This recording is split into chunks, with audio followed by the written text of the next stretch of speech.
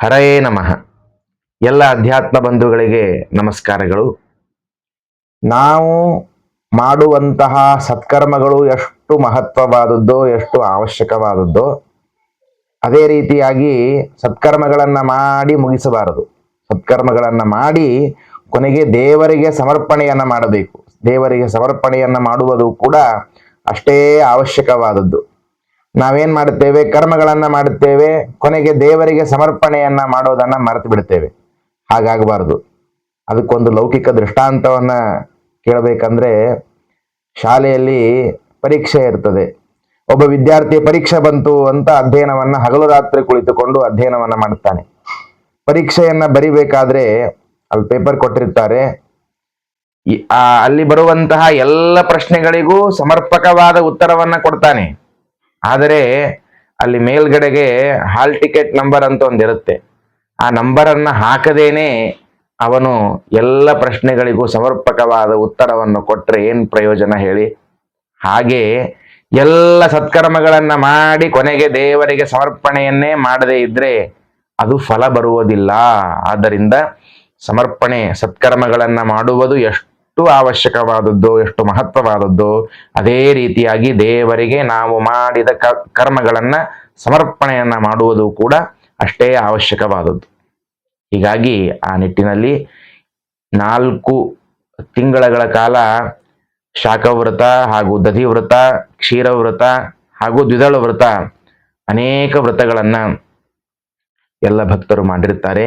ಸಮರ್ಪಣೆಯನ್ನ ಹೇಗೆ ಮಾಡಬೇಕು ಅಂತನ್ನೋದು ಗೊತ್ತಿರೋದಿಲ್ಲ ಅನ್ನೋ ಕಾರಣಕ್ಕಾಗಿ ಈ ವಿಡಿಯೋ ಮುಖಾಂತರವಾಗಿ ನಾವು ಮಾಡಿದ ಸತ್ಕರ್ಮಗಳನ್ನ ದೇವರಿಗೆ ಹೇಗೆ ಸಮರ್ಪಣೆಯನ್ನ ಮಾಡಬೇಕು ಅನ್ನೋದನ್ನ ತಿಳಿದುಕೊಳ್ಳೋಣ. ಎಲ್ಲ ವ್ರತದ ಸಮರ್ಪಣೆಯನ್ನ ಮೊದಲಿಗೆ ಆ ದ್ವಿದಳ ವ್ರತದ ಸಮರ್ಪಣೆಯನ್ನ ಮಾಡಬೇಕು. ಅದಕ್ಕೊಂದು ಶ್ಲೋಕ ಇದೆ, ಆ ಶ್ಲೋಕವನ್ನ ಹೇಳ್ತೇನೆ, ಎಲ್ಲರೂ ಹೇಳಬೇಕು. ಅನಿರುದ್ಧ ನಮಸ್ತುಭ್ಯಂ ದ್ವಿದಲಾಖ್ಯವ್ರತೇನ ಚ ಮತ್ಕೃತೇನಾಶ್ವಿನೇ ಮಾಸಿ ಪ್ರೀತ್ಯರ್ಥಂ ಫಲದೋ ಭವ. ಹೇ ಅನಿರುದ್ಧ ನಾಮಕನಾಗಿರತಕ್ಕಂತಹ ಪರಮಾತ್ಮನೇ, ನನಗೆ ನಮಸ್ಕಾರಗಳು. ಈ ದ್ವಿದಳ ವ್ರತವನ್ನ ನಾನು ಮಾಡಿದ್ದೇನೆ. ನೀನು ನನ್ನೊಳಗೆ ನಿಂತು ಮಾಡಿಸಿದ್ದರಿಂದ ನಾನು ಈ ವ್ರತವನ್ನ ಮಾಡಿದ್ದೇನೆ ಹೊರತು ನಾನು ಮಾಡಿದ್ದೇನೆ ಅನ್ನುವಂತಹ ಅಹಂಕಾರ ನನಗೆ ಕೊಡಬೇಡ ಎಂಬುದಾಗಿ ಆ ಪರಮಾತ್ಮನಿಗೆ ಪ್ರಾರ್ಥನೆಯನ್ನ ಮಾಡಿಕೊಂಡು ಕೊನೆಗೆ ಆ ಚಾತುರ್ಮಾಸ್ಯ ವ್ರತದ ಸಮಾಪ್ತಿಯನ್ನ ಮಾಡಬೇಕು. ಅದಕ್ಕೊಂದು ಶ್ಲೋಕ ಇದೆ, ಎಲ್ಲರೂ ಹೇಳಬೇಕು. ಇದಂ ವ್ರತಂ ಮಯಾ ದೇವ ಕೃತಂ ಪ್ರೀತ್ಯೈ ತವ ಪ್ರಭೋ ನ್ಯೂನಂ ಸಂಪೂರ್ಣತಾಂ ಯಾತು ತತ್ಪ್ರಸಾದಾತ್ ಜನಾರ್ದನ ಎಂಬುದಾಗಿ ಆ ಪರಮಾತ್ಮನಿಗೆ ಪ್ರಾರ್ಥನೆಯನ್ನ ಮಾಡಿಕೊಳ್ಳಬೇಕು. ನಿನ್ನ ಅನುಗ್ರಹದಿಂದ ನಾನು ಈ ವ್ರತವನ್ನ ಮಾಡಿದ್ದೇನೆ, ನನಗೆ ಅಹಂಕಾರ ಕೊಡಬೇಡ. ನಾನು ಮಾಡಿದ್ದೇನೆ ಅನ್ನುವ ಅಹಂಕಾರ ಬೇಡ.